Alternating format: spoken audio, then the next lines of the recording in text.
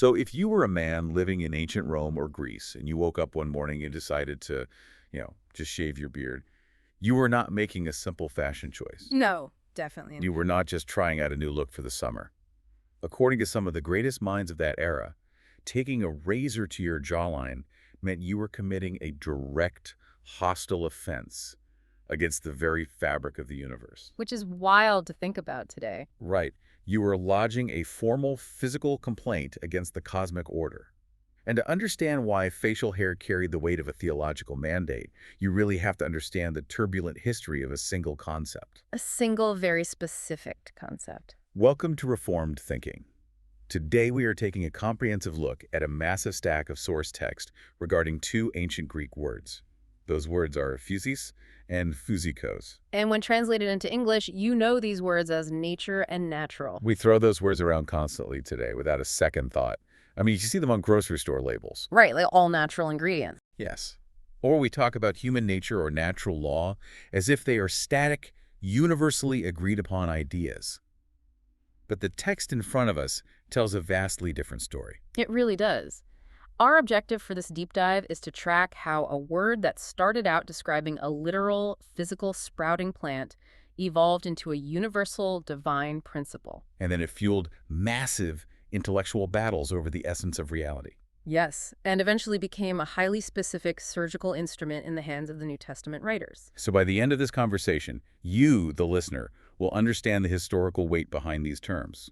You will see how a simple biological observation turned into a tool used to level human pride. To trace that evolution, we really have to start in the dirt. We have to look at the etymological origins of the word physis. The actual roots of the word. Yes, literally and linguistically. It stems from the ancient Indo-European root bu, which means to become or to grow.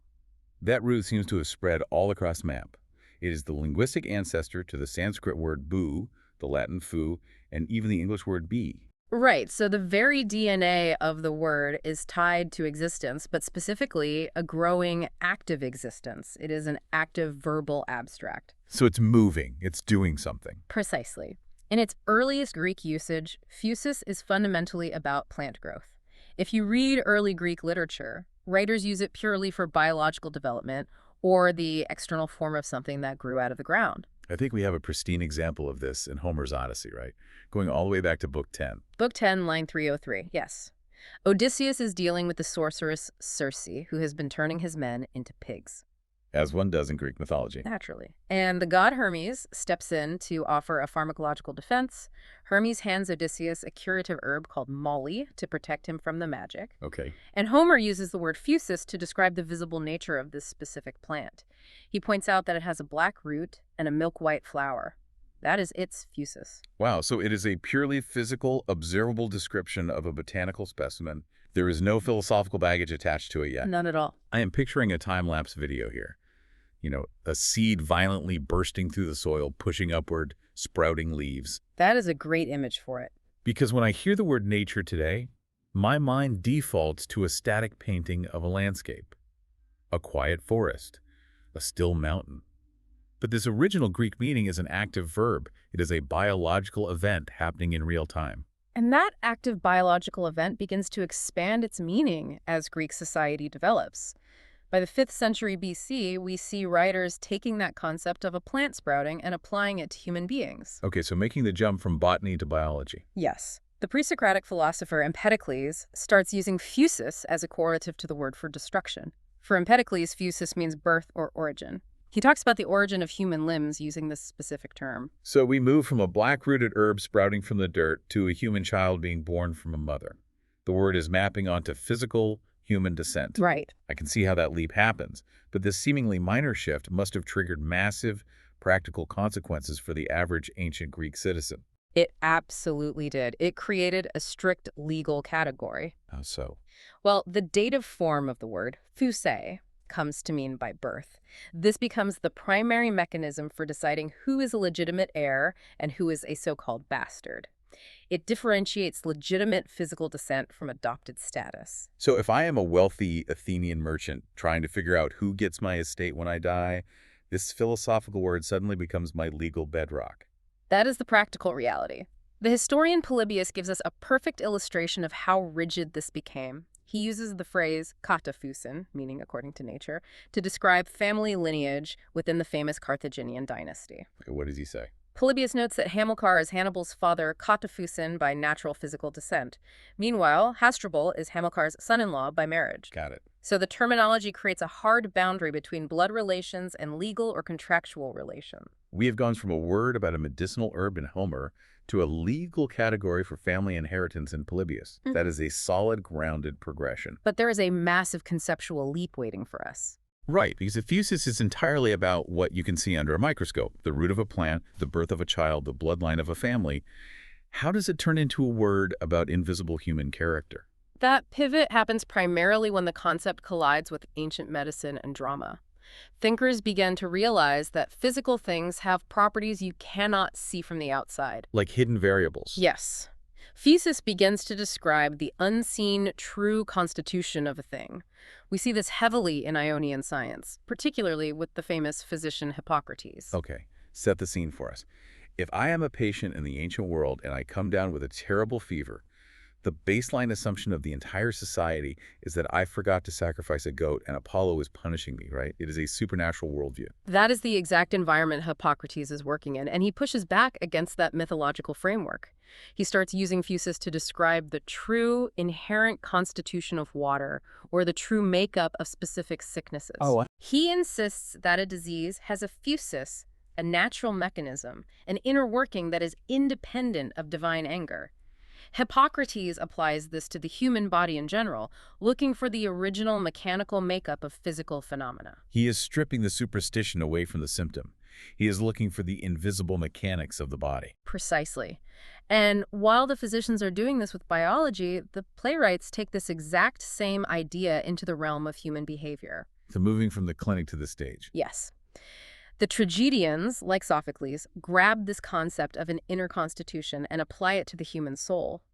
In these ancient plays, physis becomes the inner nature or the manner of a person, often reflecting the virtue of their family line. I see. And Sophocles introduces a fascinating ethical dilemma, the concept of abandoning one's physis. Abandoning your nature. How does a person pull that off in a Greek tragedy? Well, in a play like Philoctetes, Sophocles presents a scenario where a character knows what is right but chooses to do wrong. The argument made in the play is that by choosing vice, the person is actually abandoning their physis. They are walking away from their true, inner noble constitution. Right. But if the ancient Greeks believed that acting badly meant abandoning one's true nature, my immediate guess is that they viewed human nature as an inherently pristine, good thing. You have a pure baseline, and doing wrong is just a temporary departure from that purity. Some certainly lean toward that idea, viewing your physis as your proper, honorable state based on a noble lineage. To do wrong was shameful because it violated that high standard. Okay. But the ancient world was not universally optimistic about human nature. You had men like the historian Thucydides who spent his life analyzing wars, political betrayals, and devastating plagues. Right. Thucydides is watching Athens and Sparta tear each other apart. He's not seeing a lot of noble inner constitutions at work. Not at all. For Thucydides, human nature is something entirely different. It is inherently vulnerable, mortal, and prone to weakness and self-interest. That sounds a lot more realistic. It is very grounded. Human nature is defined by its basic limitations. There are comic writers from the era who mockingly compare human nature to blown-up bellows, just empty bags of air waiting to deflate. And this corruptible, weak human nature is constantly placed in direct contrast with divine nature. So you have the frail, corruptible nature of man on one side and the immortal, indestructible nature of the gods on the other. But even that boundary gets blurred, does it not? It does. As Greek sophistry develops, thinkers start to question the gods themselves. They distinguish between gods who are divine by their true nature and those who are simply called gods by human convention. Just titles. Right. This intellectual skepticism gives rise to a theory known as euhemerism. Let us break down euhemerism for the listener, because it is a radical theory for the society built entirely on mythology. The theory is named after the mythographer Euhemerus. We have reports on it from the historian Diodorus Siculus, who explains the belief that only a few gods, like the sun, the moon, and the stars, actually possess an eternal, indestructible nature. Because you can actually see them up there, enduring forever. Yes. The others, the humanoid gods, like Zeus or Apollo Euhemerus, argues that they actually share in mortal human nature. So Euhemerus is claiming that Zeus was just a regular guy who had a really good public relations team after he died. That is the essence of it, yes. Euhemerism argues these humanoid gods were worthy mortal rulers or heroes who did great deeds, died like normal men, and were subsequently elevated to divine status by the convention of human storytelling. They did not have a divine physis. No, they did not. So even the concept of the gods gets dragged into the debate over what is truly real versus what is just a human label. We have moved from a plant root to human biology, from biology to legal inheritance, from inheritance to invisible moral character, and now to questioning the very fabric of the cosmos. It is quite the progression. It is the perfect collision course for the great philosophers. They have to figure out what the true nature of reality actually is. And that battle over the true essence of reality is kicked off by the Pre-Socratics. You have Heraclitus, who steps onto the scene with a brilliant cryptic maxim. He says, "True nature loves to hide." True nature loves to hide. That implies that everything we look at on a daily basis is just a facade. The truth of reality is operating behind a curtain. Heraclitus is arguing that the true being of things is never identical with their outward appearances. The true nature remains constant and dictates reality, but it requires intense wisdom to perceive it. Okay, so the moment he introduces the idea of a hidden reality, a fierce debate ignites about what that hidden true nature actually consists of. A massive debate. Let us set up the competitors in this debate. In one corner, we have the atomists. Thinkers like Democritus, the atomists offer a completely mechanistic, materialistic explanation of the world. For them, the hidden true nature of all things is quite literal. Atoms and random mechanics. They're just particles bumping into each other. Yes. Everything you see, feel, and experience is driven by physical particles colliding in a void. There is no grand design, no divine architect, no intelligent soul behind the curtain. The hidden reality is just blind, contingent physics. It is an ancient version of strict scientific materialism. And in the opposing corner, stepping into the ring with a serious grievance against that idea, is Plato. I imagine Plato reading Democritus and absolutely losing his mind. Plato is aggressively opposed to the atomists. In his late work, The Laws, he launches a full-scale assault against this materialistic view. What is his main argument? He warns that viewing the four primal elements, earth, air, fire, and water, as the ultimate origin of all things is a catastrophic error. He argues that if you attribute everything to random physical nature, you are actively rejecting reason, art, and God. So Plato seems to be saying that blind matter cannot organize itself into something beautiful and rational. He insists that if you want to talk about the primal origin of all things, you have to talk about the soul. For Plato, the soul, not physical matter, not atoms, not the four elements, is physis in the truest sense. The soul is nature. Yes. The mind, the intellect, and reason take absolute precedence over what the materialists falsely call nature. So we have a total stalemate. Democritus says nature is blind matter. Plato says nature is the intelligent soul.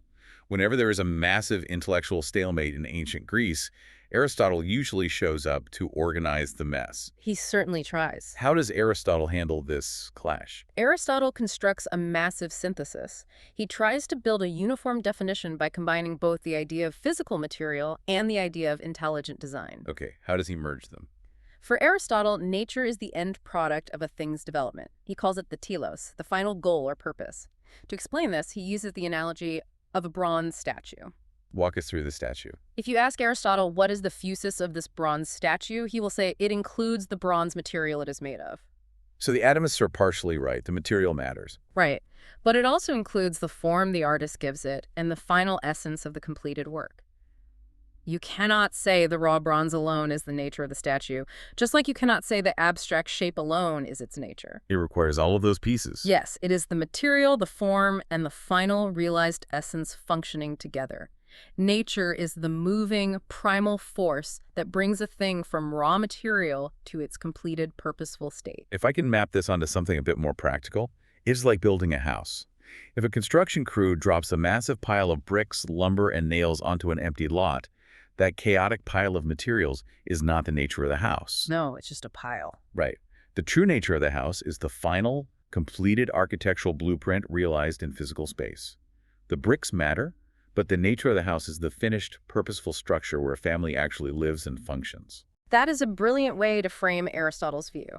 For him, nature does nothing without meaning or purpose. It is a force that establishes a wise order. He writes extensively that nature furnishes individual beings according to their specific ends, seamlessly uniting utility and beauty. It's an artist. Yes, nature is an artist pushing everything toward its highest functioning state. Aristotle gives nature a direction, a teleology. This feels like the tipping point, because if nature is this wise force pushing everything toward a perfect goal, it is only a matter of time before someone decides that this force is worthy of worship. That is the exact historical progression. We move into the Hellenistic period, and physis is elevated to a completely new level. It stops being an abstract philosophical concept to debate in an academy, and it becomes a universal deity to be revered. How does that look on the ground for the average Hellenistic citizen? You see it everywhere. In Epicureanism, they speak of a blessed nature that rules over all things, providing a sense of cosmic comfort. And outside of philosophy? You also see it heavily in magical texts and mystery religions from this era. Nature is literally personified and worshipped as a female deity, sometimes identified with the goddess Aphrodite. Oh, wow. They are casting spells, writing hymns, and invoking the universal goddess nature to bring order or favor to their lives. But the most highly developed, rigorous version of this worship does not come from magicians casting spells. It comes from the Stoics. Yes, the Stoics. Yeah. Thinkers like Zeno and Chrysippus take the concept of physis and forge it into an ironclad worldview. For the Stoics, nature is a rational, immortal deity that administers the entire cosmos. Zeno refers to nature as an artistic, creative fire. An artistic, creative fire. That is an intimidating image. It implies something that is beautiful, but also completely consuming and unstoppable. The Stoics intended it to be awe-inspiring. For them, nature and God are essentially the same entity.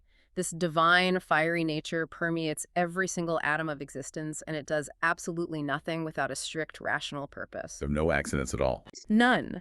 Everything that happens from the orbit of the planets to a leaf falling from a tree is part of this perfect, rational design.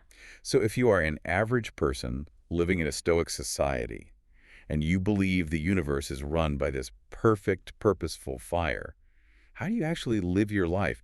What is the practical application of this theology? The practical application is summed up in the defining Stoic rule for happiness, coined by the philosopher Cleanthes. He stated that the entire goal of human life is living in agreement with nature. Living in agreement with nature. That sounds like something you would see stitched on a pillow in a modern living room. But I imagine Cleanthes meant something much more severe. Much more severe. Because nature is perfect, unfailing reason, agreeing with nature means aligning your own mind and actions with the rational order of the universe, no matter how brutal that order seems. So even in suffering? Yes, it means recognizing what is in your control, your own reactions, and what is not in your control. Sickness, poverty, the death of loved ones. It means accepting your designated place in the grand design without a single complaint. This brings us back to the hook from the very beginning of our conversation. Because the Stoics did not just apply this grand cosmic design to massive events like plagues or wars, they applied it to the most mundane details of daily life, including personal grooming. They took it to the absolute microscopic level. The Stoic philosopher Epictetus provides a legendary diatribe regarding facial hair. The beard argument. Yes, he argues that hair and beards are literal symbols of God. They are adjuncts of nature. He insists that the perfect order and beauty fixed by universal nature apply to everything, including the hair growing out of a man's chin. So in Epictetus's mind, shaving is not just altering your appearance. To Epictetus, a man who removes the hair from his body is essentially lodging a formal complaint against universal nature for making him a man. The beard is a symbol given by the divine artist proclaiming your natural constitution to the world. And to cut it off. To alter it with a razor is to rebel against the perfect, infallible design of the cosmos. You know, if I step back and look at their premise, I actually admire the logical consistency. It is a flawless deduction. If you truly believe universal nature is divine and that this divine force does absolutely nothing without a specific purpose, then there is no such thing as an arbitrary detail. That is very... Not the stars in the sky and not the hair on your face. It is a humorous extreme to us today, but it shows how thoroughly physis had conquered their worldview. It was totalizing. And because nature became the absolute standard for what is good and right, it ignited one of the most intense social and ethical debates of the ancient world. Right, because if nature is the perfect standard, what do we do about human laws? We enter the great clash between physis, which is nature, and nomos, which translates to law, custom, or convention.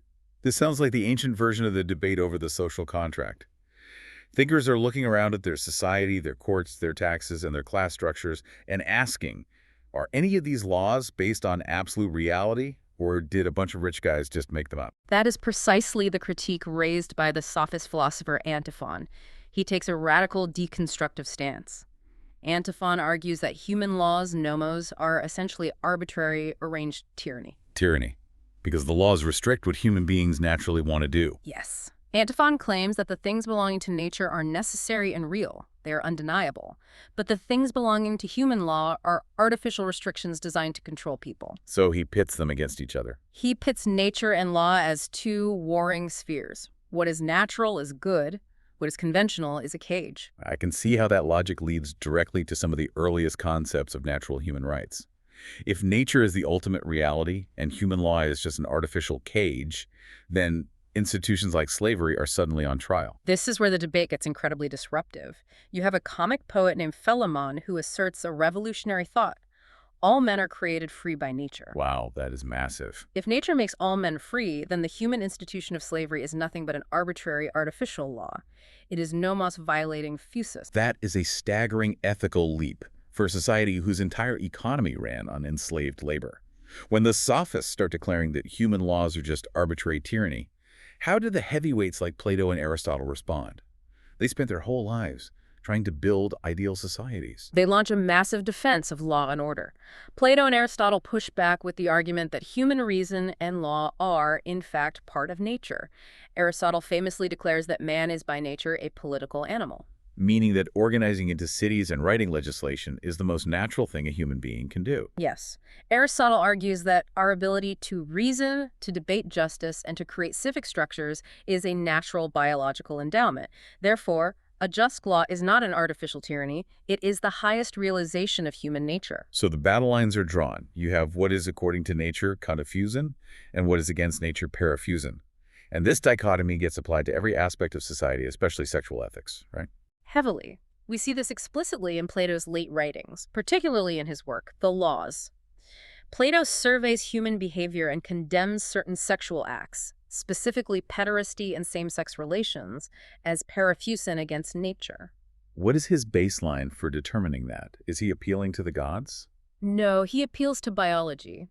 He bases his argument on the observation of animal behavior, noting that such acts do not occur among animals in the wild. Oh, interesting. Therefore, he deems conventional biological procreation as kataphusin, according to nature, while deviations from that biological mechanism are contrary to the natural order. Later, the Jewish historian Josephus adopts this exact same Greek philosophical vocabulary to condemn sexual relations that violate the natural biological design. Josephus using Greek vocabulary is the perfect bridge to our next major historical collision. Yeah. We have seen how the Greeks developed this massive, intricate theology of physis. But across the Mediterranean, the Jewish people have an entirely separate tradition. Completely separate. They are not reading Aristotle or the Stoics. They're reading the Torah. They're relying on divine revelation given to Moses. How do these two completely different worlds crash into each other? The collision is fascinating, primarily because of a massive linguistic barrier. It is vital to note that there is absolutely no Hebrew equivalent for the word physis. Wait, the Old Testament Hebrew language has no word for nature. None at all. None. The ancient Hebrew worldview is entirely focused on a personal God as the active creator and sustainer. The world does not run on an independent, invisible principle called nature. So how does it run? It runs on the direct, spoken word of Yahweh. He sends the rain. He grows the grass. Because of this stark theological difference, when Jewish texts are eventually translated into Greek, or when Jewish authors write in Greek, the appearance of the word physis is highly calculated. It is not a casual vocabulary choice. It is a strategic move. Very strategic. It is quite rare in the Septuagint, the ancient Greek translation of the Old Testament. You see a notable instance in the apocryphal book of Wisdom, chapter 13, verse 1. What does it say there? The text calls Gentiles vain by nature for looking at the physical world and failing to recognize the creator behind it. But the real monumental synthesis of these two worlds happens later in the 1st century with a man named Philo of Alexandria. Let's examine Philo. If there is a central character in the attempt to merge Greek philosophy and Jewish theology, it is him. Philo was a brilliant Jewish philosopher living in Alexandria, Egypt. He was deeply educated in Greek philosophy. He knew his Plato, his Aristotle, his Stoics, but he was also an intensely devout Jew. So he is sitting right in the middle of these two worlds. Yes. He looks at the intellectual landscape of his day and undertakes a massive project. He wants to merge the Old Testament creator with the Greek concept of natura creatrix, nature the creator. So Philo is trying to build a bridge between the stone tablets of Moses and the cosmic fire of the Stoics. How does he pull off that intellectual maneuver? He takes the Stoic idea of the law of nature, this perfect, rational, cosmic order that dictates the universe, and he maps it directly onto the Torah. Philo argues that the Torah is, in fact, the supreme law of nature. That is an unbelievable PR move. He is looking at the Greek philosophers and saying, this grand cosmic reason you have been searching for, the hidden reality Heraclitus talked about. We have had it written down in our scrolls for centuries. Moses is the ultimate philosopher. It is an apologetic masterpiece. Philo claims that when God created the world, he established a natural law, and the specific written laws of Moses are simply the perfect, infallible, written expression of that universal natural law. But the Greeks might push back and say, if Moses wrote it down, it is just a human law. It is just nomosmos. It is artificial. How does Philo prove that the Jewish law is actually the organic law of nature? Philo anticipates that exact objection, and he counters it by doing something entirely novel with the character of Abraham. Remember the biblical timeline. Abraham lived centuries before Moses received the written law on Mount Sinai. Right. So Philo asks his audience, how was Abraham considered a righteous man if he did not have the written laws? That is a great trap to set. Abraham could not read the stone tablets because they did not exist yet. Philo answers his own question by claiming that Abraham fulfilled God's laws before they were ever written down on stone because Abraham was guided by unwritten nature. He argues that Abraham was a living, breathing embodiment of the unwritten law of nature. He turns Abraham into the ultimate Stoic sage. Yes, he really does. By doing this, Philo validates the Jewish faith to a Hellenistic audience. He gives the Torah cosmic, natural credentials. It makes Judaism intellectually competitive, even superior in a world dominated by Greek thought. Which brings us to the most surprising twist in this entire historical timeline.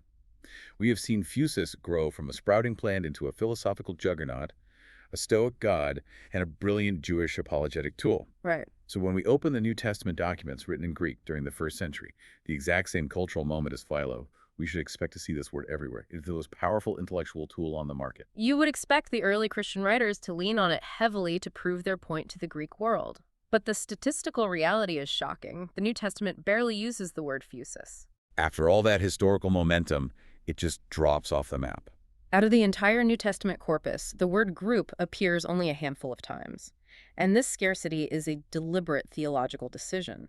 The biblical writers are actively rejecting standard Greek natural theology. Why abandon such a brilliant PR strategy? If Philo proved you could use nature to win over the Greeks, why do the early Christians drop it?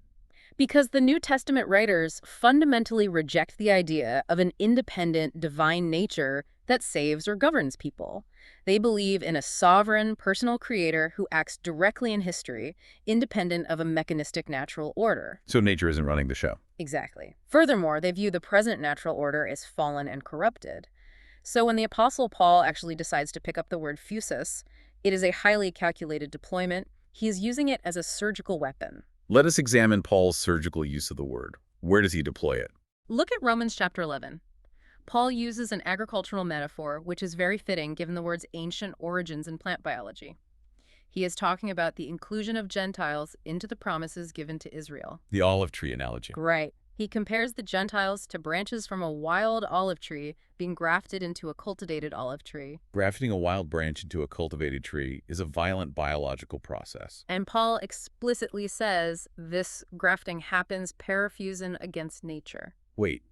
Throughout Greek philosophy, anything that happened against nature was considered evil or a cosmic offense. That is what makes Paul's usage so brilliant. He flips the script. Yeah. He is reminding Gentile Christians that they were wild and alienated by nature.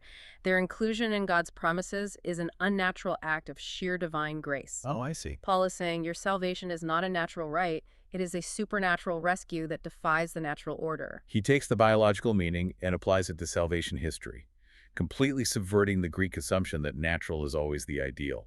Where else does he use it? In Galatians 4.8, Paul addresses people who previously worshipped pagan deities.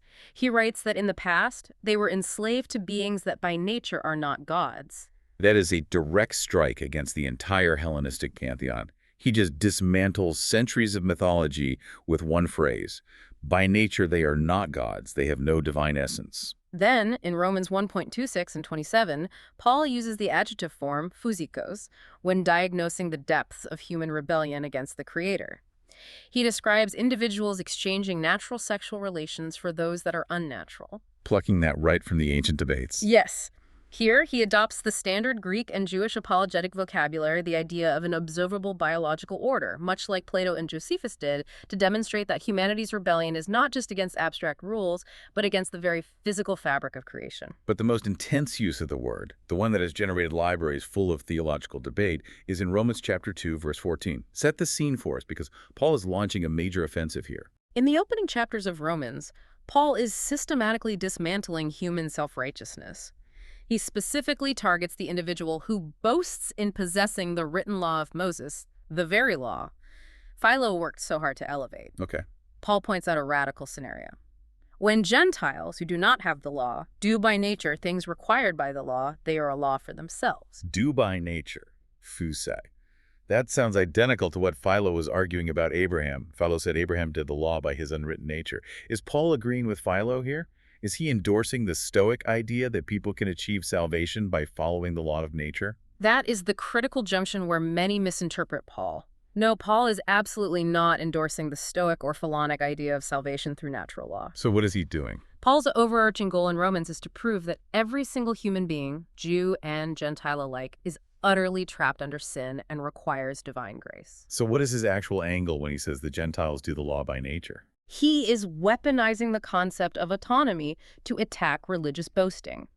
The prevailing Jewish argument of the day was, we possess the written law of Moses, therefore we have special status and immunity from divine judgment.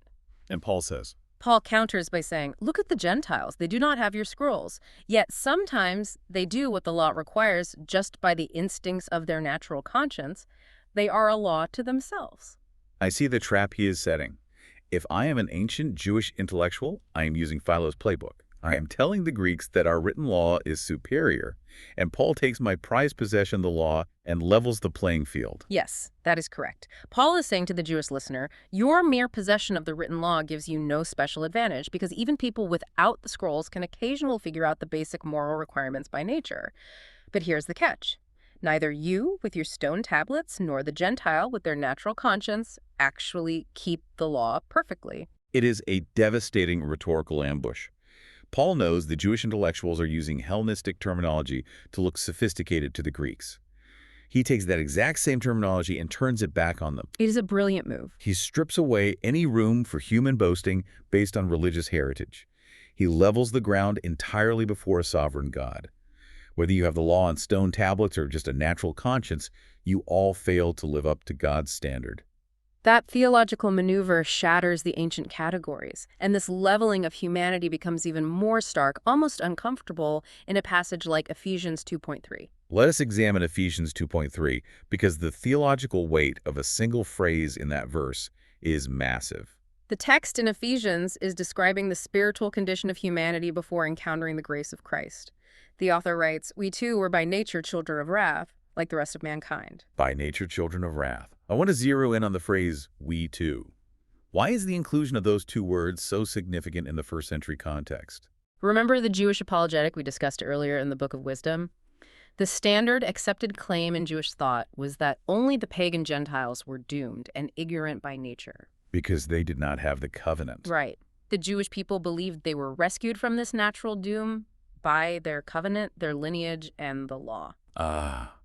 So when the writer of Ephesians, who is a Jewish Christian, says, we too were by nature children of wrath, he is crossing a massive controversial line. It is a radical offensive statement to the first century religious mind. By saying we too, the author explicitly includes the Jews. He unites all of humanity regardless of religious heritage, moral effort, or biological lineage under a condition of total intrinsic fallenness. So nature is not the solution anymore. No, nature here is not a divine spark. It is not a perfect rational order. It is a state of rebellion that justly incurs divine wrath. It is the ultimate equalizer. There is no spiritual elite. No one gets a pass because of their physis. Every single person starts at the exact same deficit. Contrast that stark, fallen view of human nature with another remarkable text from the New Testament, 2 Peter 1:4. If Paul in Ephesians say our nature is fallen, what does Peter say about it? 2 Peter borrows heavily from Hellenistic vocabulary, but he points it in a completely new direction. He writes that through God's promises, believers may become partakers of the divine nature, escaping the corruption in the world. Partakers of the divine nature. If I'm a Greek philosopher reading that, I'm thinking, finally, a Christian writer who agrees with us. We can become gods. It sounds incredibly Greek. It plays right into the ancient distinction between corruptible mortal nature and incorruptible divine essence. But Peter is not talking about shedding your humanity and turning into a deity on Mount Olympus. What is he talking about? He is talking about a moral and spiritual transformation. It is a rescue mission from the outside. Yes. The new nature is brought about entirely by God's promises and God's action, not by human achievement or innate natural potential. And this brings us to the final and perhaps most fierce battles over the word physis in the New Testament era, the Gnostic Wars. The Gnostics represent a massive existential threat to the early church, and the debate centers directly on the concept of nature. For the listener who might not be familiar with early church history, the Gnostics were essentially ancient religious hackers. They tried to rewrite the code of Christianity. What was their core claim regarding human nature? The Gnostics were a diverse group, but fundamentally they believed salvation came through secret, elite knowledge gnosis. More dangerously, many of them claimed that they were saved entirely by nature. Meaning they were just born that way. Yes. They taught that humanity was biologically and spiritually divided into fixed classes. Some people were just naturally spiritual. They possessed a divine spark by their very physis. Others are just physical or animalistic, permanently doomed to destruction no matter what they did. So the Gnostics are claiming an elite, untouchable status based purely on their nature. They're essentially saying, we have the spiritual DNA and the rest of you are just non-playable characters in the universe. That is a very accurate comparison. It is the ultimate spiritual arrogance. How do the biblical writers respond to this? They respond with fierce, blistering polemics. We see this specifically in the book of Jude, verse 10, and in 2 Peter 2:9. These writers do not politely debate the Gnostics. They aggressively mock the elite claims of these false teachers. Give us the specifics. How do Jude and Peter use the word physis to take them down? The Gnostics claim to operate on a plane of high spiritual knowledge. Jude counters by saying, no, these people only understand things physikos by base natural instinct. Wow. And 2 Peter goes even further. He compares these supposedly elite teachers to irrational animals, creatures of instinct that are born only to be caught and killed. Comparing someone claiming to be a spiritual elite to an animal meant for the slaughterhouse is a brutal insult. It is a devastating, calculated critique. The false teachers boast about being saved by their superior nature. Peter and Jude flip the word on them, saying, you want to talk about nature. Look at your behavior. You are acting like mere physika, mindless beasts driven by basic physical urges. Talk about turning their own philosophy against them. They take the very word the Gnostics use to elevate themselves and weaponize it to expose their irrationality and moral corruption. They completely reject the idea of genetic or spiritual determinism. Nobody is automatically saved or elite by their given nature. Throughout the New Testament, nature is never the savior. Human nature is fallen, and the universal natural world is just the temporary theater of God's creation, waiting for redemption. When you look at the entirety of this history, it demonstrates how a single piece of vocabulary holds the entire history of human thought within it. We have tracked a staggering historical shift today. We watched a simple word that meant a sprouting plant in Homer's Odyssey evolve into a medical mechanism for Hippocrates. We saw it trigger legal battles over inheritance, too. Yes, and fuel intellectual wars between the atomists and Plato over the essence of reality. We saw it become a cosmic rational deity for the Stoics, complete with mandates about facial hair. And then Philo used it as a brilliant bridge to merge Greek philosophy with the Jewish Torah. And in the end, we saw the biblical writers use it to level human pride, uniting all of humanity as fallen by nature, while highlighting that rescue only comes from divine grace. It is a phenomenal linguistic progression. And I want to leave you, the listener, with a final thought to mull over as you step back into the modern world. Think about our current society's absolute obsession with things being all natural. It is everywhere today. You see it in grocery stores, in cosmetic marketing, and wellness retreats. Think about the popular psychological advice we constantly hear to just act naturally or be true to your inner nature. Right. Consider how this modern, almost commercial faith in nature as a default good might unconsciously echo the ancient Stoic worship of physis. We have essentially repackaged ancient Greek theology and put it on a cereal box. That is a very pointed observation. And based on the text we examine today, ask yourself, how might the New Testament writers vigorously critique our modern, unchallenged assumption that natural always equals good? Definitely something to think about. Thank you for joining us for this deep dive.